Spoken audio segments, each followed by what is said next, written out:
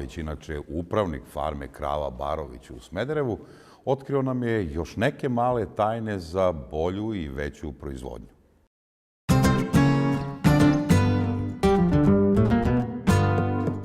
Farma krava Barović u Smederevu ima preko 400 grla u svim kategorijama. Od 170 krava trenutno je u muži njih 145, a dnevna proizvodnja mleka je 4350 litara. Po rečima upravnika farme, doktora veterinarske medicine Saše Jovanovića, poslednjih godina je mnogo uloženo u genetiku i pre svega popravku nogu kod grla. Time su, dodaje Jovanović, značajno popravili opšte zdravstveno stanje grla, ali i dužinu njihove produkcije. I onda smo pre 7 godina krenuli da nam je u odabiru semena za osemenjavanje krava i junica prva stavka bila zdravlje papaka i nogu, dugovečnost krava, da budu stabilne, da imaju širok, dubok grudni koš. Znači, zdravlje i noge su nam bile prioritet. Sama proizvodnja mleka je bila u drugom planu. Jovanović napominje da je proces genetske popravke dugotrajan i zahteva nekoliko generacija za prave rezultate.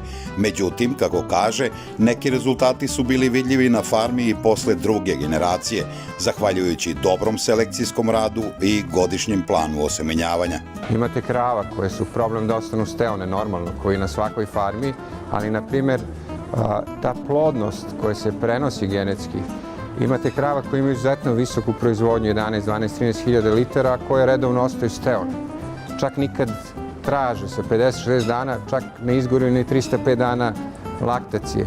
Nije to sad moje sposobne, nego su one rođene, takve. Ima, na primjer, ovde postoji jedna krava na ovoj farmi koja nikad nije 2 puta osemenjena. Znači, ona se otelila 6. put i za 6 teleta je utrošeno 6 doza semena. Imate čak i vrlo zanimljivo, kad ste već pomenuli neka pojedinačna grla, imate zanimljivo grlo koje je u 7. laktacija, koje ima oko 12.000, ako se ne varam. 11.700, ona će imati negde životnu proizvodnju blizu 80.000 litara. Što je opet dokaz dobre nege, genetike, pa gledajte, genetika je u principu možda nekih 60%. Mlečna proizvodnja je, pogotovo gde je visoka produkcija, izuzetno zahtevna i komplikovana i tu onda mora da se radi timski. Znači, od selekcijske službe do ljudi koji se bave ishranom, a naš je deo da proizvedemo što kvalitetniji kabasti deo u obliku silaže, senaže i sena lucirke. Onda nam je tu bio, nekoliko godina smo se mučili, sve fabrike znaju da naprave dobar koncentrat. Međutim, neki koncentrat koji odgovara ovoj farmi ne mora da odgovara drugoj farmi. I on služi da na osnovu vašeg kabastog dela kojim raspolažete, neko ima rezanac, neko ima trebe, sa realnim stanjem, on služi da samo koncentrat dopuni ono što nama fali u obroku. I onda smo pre 3 godine došli do toga da je fabrika pristala da radi koncentrat za farmu i onda su se posle toga videli rezultati. Pošto generalno u Srbiji je problem nedostatak energije, a i sama visoka mlečna proizvodnja kod krava, koje su tek sveže oteljene, pogotovo u prve 3-4 nedelje, one imaju negativan energetski bilans bez obzira na kvalitet hrane koju im date.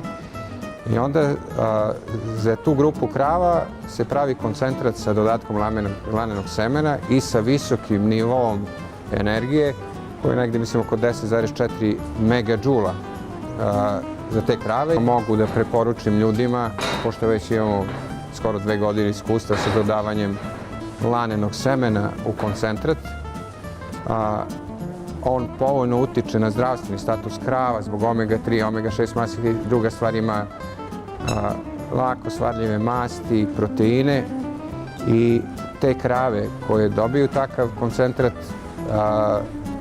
manje gube na težini dok imaju taj negativni energetski bilans, imaju jasnije estruse, vidite i po sjaju dlake na kravama između ostalog, folikul bude veći, za osemenjavanje. Sigurnije I onda oplodnja.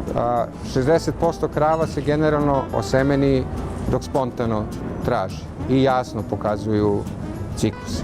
Ovdje negde oko 80% steonost krava.